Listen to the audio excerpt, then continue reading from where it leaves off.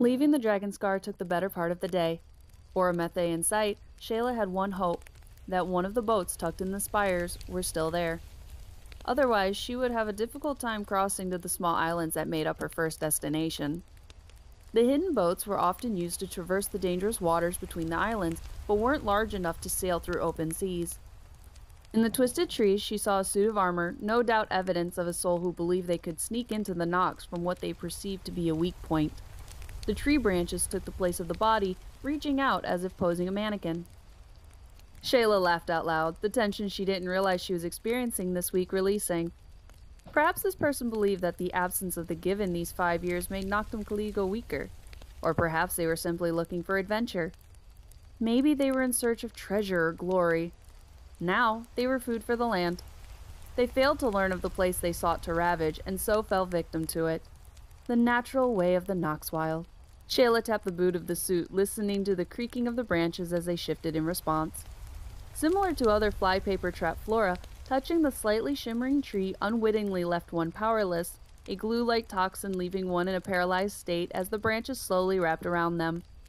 Further exposure to the toxin left the victim comatose, then dead long before the tree branches could crush them.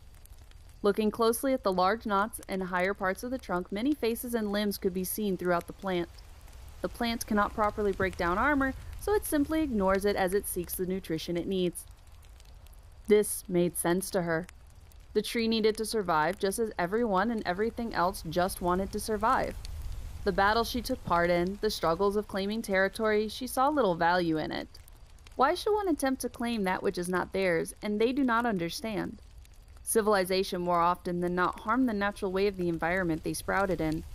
Why should the Fae ever have to risk this world that no one saw as anything but dangerous in order to appease the comforts of faraway kingdoms? Why should dangerous Fae, such as herself, have to stay on their toes when interacting with anyone outside of her home? She and her kind, kin or otherwise, are no more unnatural than this tree, and yet must hide their true natures once they step foot out of the safety the Nox Wyld and the Soul Wyld provide. The thoughts were allowed to come and go as they pleased, a welcome distraction to the long trek. By the end of the day, Shailagh determined that once Nox Wyld is free of their contract with their Hellfire ally, through whatever means it comes about, she would share her thoughts with clarity to the Given and push for their continued independence from any who may use their powers and ways against their nature. The Fae are dangerous, even without magic, just like that tree.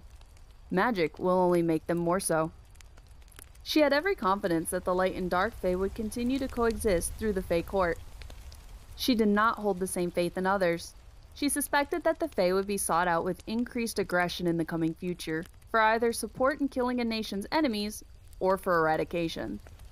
Either way, it was Shailagh's role to ensure the continued future of the Nox Wyld Fae. By whatever means necessary.